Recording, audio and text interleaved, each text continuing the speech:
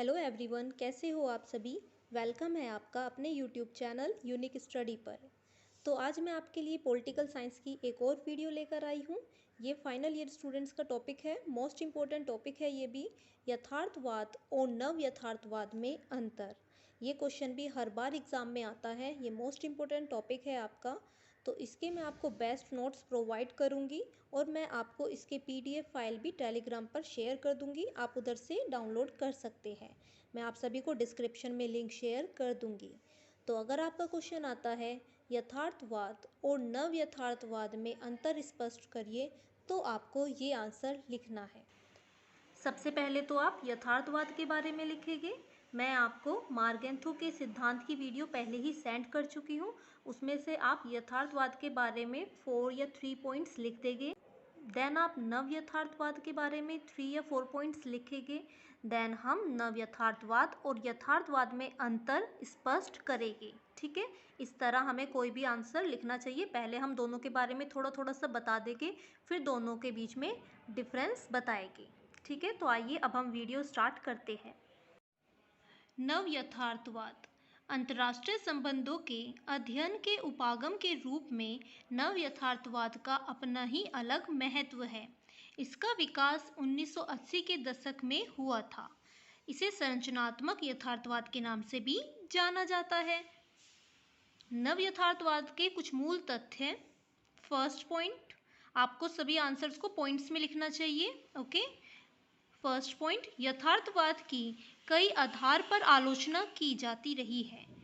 उन्हीं आलोचनाओं को ध्यान में रखते हुए नव यथार्थवादी का प्रतिपादन किया गया। सेकंड पॉइंट, नव यथार्थवादियों ने भी संघर्ष और युद्ध को स्वीकार किया, परंतु इसके लिए उन्होंने अंतर्राष्ट्रीय जगत की संरचना को ही जिम्मेदार ठहराया। नव यथार्थवादियों ने क्या किया, उन्होंने संघर्ष और युद्ध को तो स्वीकार किया, लेकिन उन्होंने इसका जिम्मेदार अंतर्राष्ट्रीय जगत को ठहराया। अगर आपका क्वेश्चन आता है यथार्थवाद और नव यथार्थवाद में अंतर स्पष्ट करिए, तो आपको पहले यथार्थवाद की डेफिनेशन देनी है, जो मैं पहले वाली वीडियो में ही दे चुकी हूँ। आप पहले वाली वीडियो देख लेना।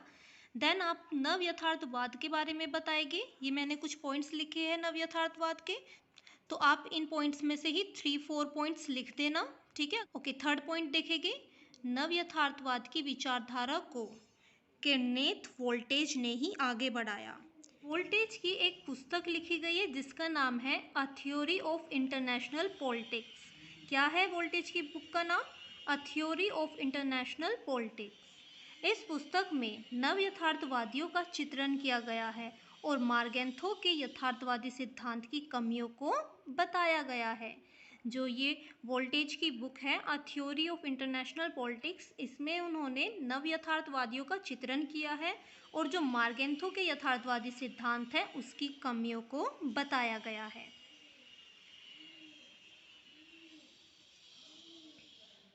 वोल्टेज का मानना है कि यथार्थवादी अध्ययन का विषय मानवीय स्वभाव मानते हैं, वहीं नव यथार्थवादी मानवीय स्वभाव के बजाय अंतर्राष्ट्रीय व्यवस्था को अध्ययन का केंद्र मानते हैं। यथार्थवादी अपने अध्ययन का केंद्र मानते हैं मानवीय स्वभाव को, जबकि नव यथार्थवादी अंतर्राष्ट्रीय व्यवस्था को अपने अध्ययन का केंद्र मानते हैं। अगर आपका क्वेश्चन आता है यथार्थवाद और नव यथार्थवाद में अंतर स्पष्ट करिए, तो आपको सबसे पहले यथार्थवाद को थोड़ा सा डिफाइन करना है। देन आप नव यथार्थवाद के बारे में लिखेंगे। ओके, आपको मैंने अभी पॉइंट्स कराए हैं ये नव यथार्थवाद के, आप इनमें से कोई 3 या 4 पॉइंट्स लिख सकते हैं। और यथार्थवाद की मैं आपको वीडियो पहले ही दे चुकी हूँ, हंस मार्गेंथो के सिद्धांत वाली, आप उधर से कोई 3 या 4 पॉइंट्स लिख देंगे। देन हम यथार्थवाद और नव यथार्थवाद में अंतर स्पष्ट करेंगे। ओके, यथार्थवाद मार्गेंथो के द्वारा प्रस्तुत किया गया है। यथार्थवाद मार्गेंथो के द्वारा प्रस्तुत किया गया है। नव यथार्थवाद केनेथ वोल्टेज के द्वारा प्रस्तुत किया गया है। हंस मार्गेंथो की पुस्तक है द पॉलिटिक्स अमंग नेशन। हंस मार्गेंथो की बुक का क्या नाम है? The politics among nation.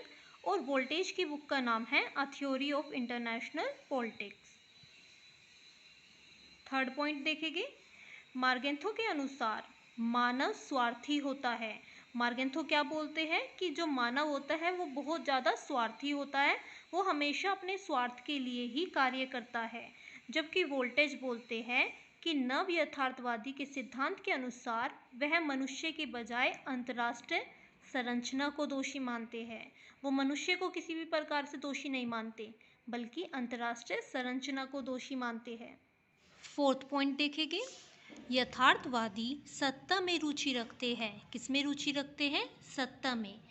जबकि नव यथार्थवादी सत्ता में बिल्कुल भी रुचि नहीं रखते हैं, बल्कि वह किस में रुचि रखते हैं? सुरक्षा में। नव यथार्थवादी सुरक्षा में रुचि रखते हैं। उनका मानना है कि सुरक्षा को सबसे ज़्यादा अधिक महत्व देना चाहिए। पॉइंट नंबर 5, यथार्थवाद मानव प्रकृति पर अपनी रुचि रखते हैं, जबकि नव यथार्थवाद प्रणाली की संरचना पर अपनी रुचि रखते हैं। किस पर रखते हैं? प्रणाली की संरचना पर।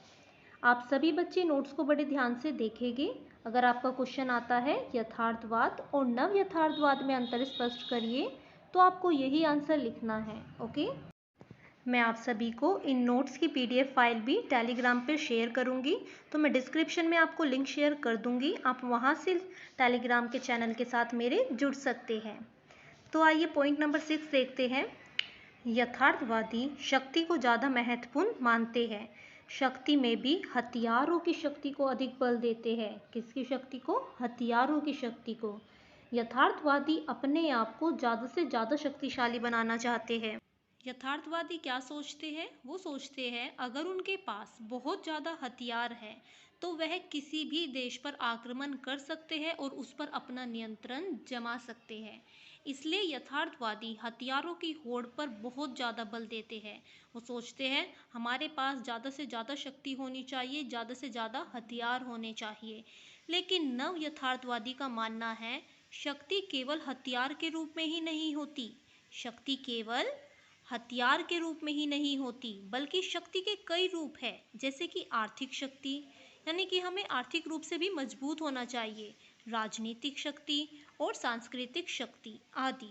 यानी कि नव यथार्थवादी बोलते हैं हमारे पास बस हथियार ही नहीं होने चाहिए, बल्कि हम आर्थिक रूप से भी मजबूत होने चाहिए, राजनीतिक और सांस्कृतिक रूप से भी हम मजबूत होने चाहिए। बल्कि यथार्थवादी तो केवल हथियारों की होड़ पर बल देते हैं। पॉइंट नंबर 7 देखेंगे, यथार्थवादी संघर्ष और शक्ति पर बल देते हैं।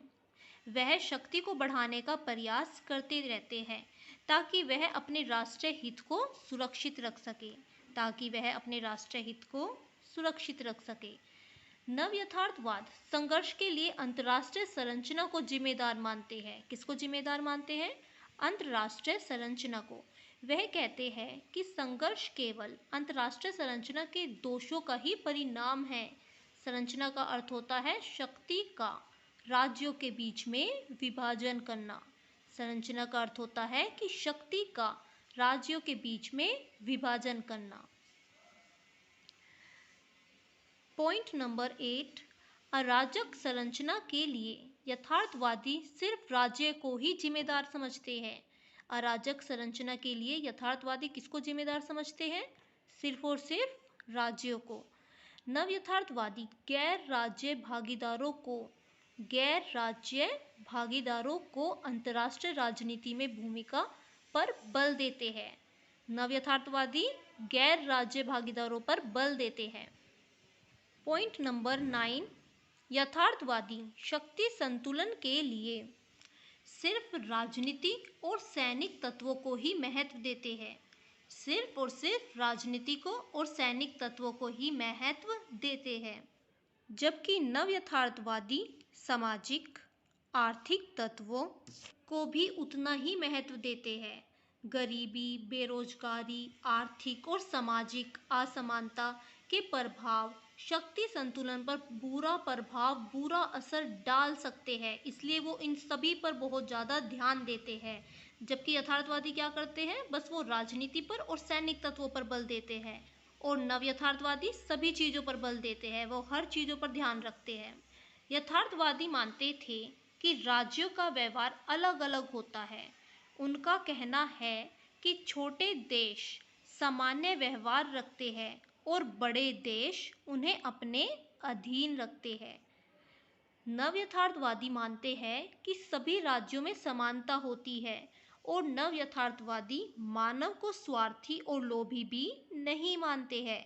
यथार्थवादी मानव को स्वार्थी भी मानते हैं और लोभी भी मानते हैं, जबकि नव यथार्थवादी ना तो मानव को स्वार्थी मानते हैं ना लोभी।